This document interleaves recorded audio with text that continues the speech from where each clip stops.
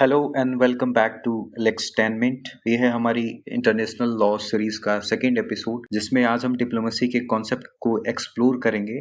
So diplomacy isn't about war और weapons, it's all about managing relationships between countries through talks and negotiations, not through force और aggression. Example के लिए, जब दो देशों के बीच बॉर्डर इशू को पीसफुली रिजॉल्व किया जाता है, या फिर जब ट्रेड एग्रीमेंट पर नेगोशिएशन होती है, ये सब कुछ डिप्लोमेसी के जरिए ही पॉसिबल होता है। डिप्लोमेटिक रिलेशन इस्टेब्लिश करने के लिए इंटरनेशनल कम्युनिटी ने 1961 में एक कन्वेंशन अडॉप्ट किया था, जिसे हम Vienna convention on diplomatic relations या फिर VCDR 1961 के नाम से जानते हैं। इस कन्वेंशन के आर्टिकल 4 के अकॉर्डिंग, जब एक कंट्री किसी डिप्लोमेट को दूसरे देश में भेजना चाहती है, तो रिसीविंग स्टेट का कॉन्सेंट यहाँ पे कॉर्नरस्टोन रोल प्ले करती है। यहाँ जो कंट्री डिप्लोमेट को भेजती है उसे कहते हैं सेंडिंग स्टेट, और जहाँ डिप्लोमेट भेजा जाता है उसे रिसीविंग स्टेट या फिर होस्ट कंट्री कहते हैं। जब बात इम्यूनिटी की आती है, तो इम्यूनिटी का सीधा मतलब लीगल प्रोटेक्शन होता है, यानी कि किसी पर्सन और इंस्टीट्यूशन को लीगल प्रोसीडिंग से एग्जम्पशन देना, ताकि वे अपने ड्यूटी को आसानी से परफॉर्म कर सके बिना किसी इंटरफेरेंस और बिना किसी लीगल कंसिक्वेंस के फियर के। एग्जाम्पल में आर्टिकल 105, 194 ऑफ इंडियन कॉन्स्टिट्यूशन है, जहाँ पे MP और MLA को इम्यूनिटीज प्रोवाइड की जाती है। Same article 105 of UN charter में भी ऑर्गेनाइजेशन को इम्यूनिटीज प्रोवाइड की जाती है। इस वीडियो में हम सिर्फ और सिर्फ डिप्लोमेटिक इम्यूनिटी से कंसर्न है। डिप्लोमेटिक इम्यूनिटी का सीधा मतलब है इम्यूनिटी प्रोवाइडेड टू डिप्लोमेट, ताकि वे आसानी से अपने ऑफिशियल ड्यूटी को परफॉर्म कर सकें। अब बात करते हैं डिप्लोमेटिक इम्यूनिटी की, जो एक कानूनी कवच है जो फॉरेन डिप्लोमेट्स को इंटरनेशनल लॉ के तहत दिया जाता है। इसका मतलब है कि डिप्लोमेट्स होस्ट कंट्री के कानून से मुक्त होते हैं, खासकर क्रिमिनल लॉ से, ताकि वो अपने ऑफिशियल काम बिना किसी दखल के कर सके। ये protection Vienna convention of diplomatic relation के तहत मिलती है, खासकर आर्टिकल 29 से 36 तक। इम्यूनिटी व्यक्ति के पर्सनल फायदे के लिए नहीं होती, ये बेस्ड होती है एक प्रिंसिपल पे जिसका नाम है फंक्शनल नेसेसिटी। और फंक्शनल नेसेसिटी का मतलब है इम्यूनिटी सिर्फ उन्हीं कामों के लिए दिया जाना चाहिए जो कि ऑफिशियल डिप्लोमेटिक ड्यूटी के लिए जरूरी है। मान लीजिए एक डिप्लोमेट दूसरे देश में पीस ट्रीटी नेगोशिएट कर रहा है या किसी पॉलिटिकल सबमिट में भाग ले रहा है, तो उसे किसी भी लीगल प्रेशर से मुक्त रहना चाहिए। यही है फंक्शनल नेसेसिटी। जब हम फंक्शनल नेसेसिटी के प्रिंसिपल और वियना कन्वेंशन के प्रियम्बल को इंटर रिलेट करते हैं, वियना कन्वेंशन के प्रियम्बल का क्लास 4 डायरेक्टली शो करता है कि जो प्रिविलेज ग्रांट किए जाते हैं डिप्लोमेट के, वे उनके प्रोफेशनल वर्क के लिए दिए जाते हैं। That is not given to benefit some individuals. इसका मतलब साफ है कि इम्यूनिटी जो प्रोवाइड किए जाते हैं, that is not personal privilege but merely a professional necessity. अगर एग्जाम्पल की बात करें तो let's say diplomat is travelling to meet a minister in the host country. अगर डिप्लोमेट को रोका जाए, सर्च किया जाए या फिर डिटेन कर लिया जाए, तो that would interrupt there official duties and harm international relation. इसका मतलब साफ है कि फंक्शनल नेसेसिटी इंश्योर करती है कि they are protected and only to the extent needed for smooth functioning. Now, let's talk about how the diplomatic immunity protects the property and premises used by diplomatic agent.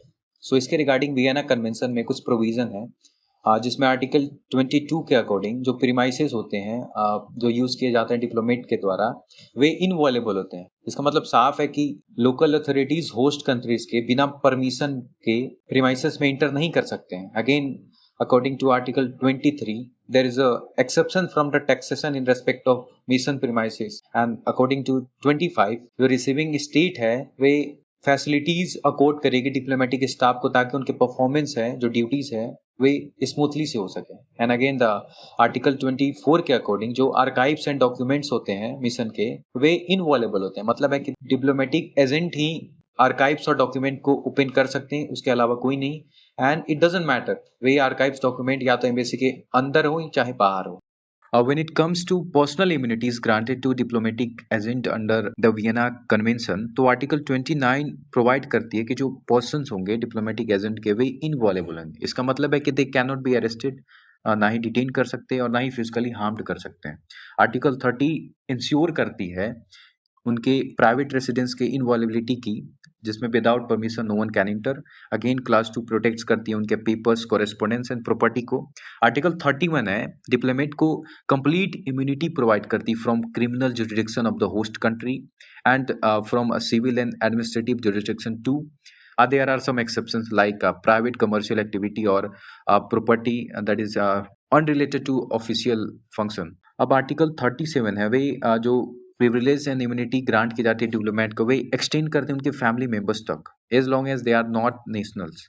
अब article 39 है, वे provide करती है कि जो immunities grant किए जाते हैं diplomat के, वे शुरू हो जाते हैं तभी से जब डिप्लोमेट होस्ट कंट्री के अंडर इंटर करता है। एग्जाम्पल समझने की कोशिश करें तो सपोज डिप्लोमेट के family members traffic offence commit करते हैं, so here they will be immune from the prosecution by the virtue of article 37। जब हम डिप्लोमेटिक इम्यूनिटी के पर्पस को समझने की कोशिश करते हैं तो diplomatic immunity is meant to protect diplomacy, not to provide a shield for crime और इनजस्टिस। बट प्रॉब्लम तब एराइज होती है जब इस इम्यूनिटी का अब्यूज किया जाता है, जैसे डिप्लोमेट इसे serious criminal charges like death को एस्केप करने में यूज करते हैं और होस्ट कंट्री के सोनिटी को वायलेट करने में डिप्लोमेटिक इम्यूनिटी क्लेम किया जाता है। ऐसा वेरियस केसेस में हुआ है, जैसे एनी सर्कुलस केस में, जिसमें एक यूएसए डिप्लोमेट रॉन्ग साइड से कार चलाते समय एक हैरी दून नाम के युवक की डेथ कॉज कर देती है। उसके बाद डिप्लोमेटिक इम्यूनिटी क्लेम की जाती है, then see return to US. Raymond Davis case में एक यूएसए डिप्लोमेट 2 पाकिस्तानी नेशनल को गोली से मार देता है, उसके बाद डिप्लोमेटिक इम्यूनिटी क्लेम की जाती है एंड देन उसे रिलीज कर दिया जाता है। गियोर्गी मकाराडजे केस में एक Georgian diplomat fatal car crash cause करता है, उसके बाद he tried to claim his diplomatic immunity, but the sending state Georgia उसकी इम्यूनिटी को वेव कर लेती है एंड ही वाज ट्राइड। सो इस स्थिति में किसको होता है कि under article 32 of Vienna convention जब सेंडिंग स्टेट एक्यूज्ड डिप्लोमेट के इम्यूनिटी को वेव कर लेती है तो अब इस स्थिति में होस्ट कंट्री से ट्राई कर सकते हैं। And now when it comes to reconsideration of the diplomatic immunity granted under Vienna convention, तब इस स्थिति में जो क्राइम कमिट किए जाते हैं डिप्लोमेट्स के द्वारा, that is done in their personal capacity. जब वे अपने सेंडिंग स्टेट को रिप्रेजेंट करते हैं तो उनका एक ही ड्यूटी होती है, that is to perform diplomatic function, और इम्यूनिटी ग्रांट किए जाते हैं ताकि वे उस डिप्लोमेटिक फंक्शन को स्मूथली कर सके। बट जब वे क्राइम करते हैं तो वे स्टेट के बिहाफ पे क्राइम नहीं करते हैं, they commit crime in their personal capacity and for that they must be tried. So that's all for today. Thank you.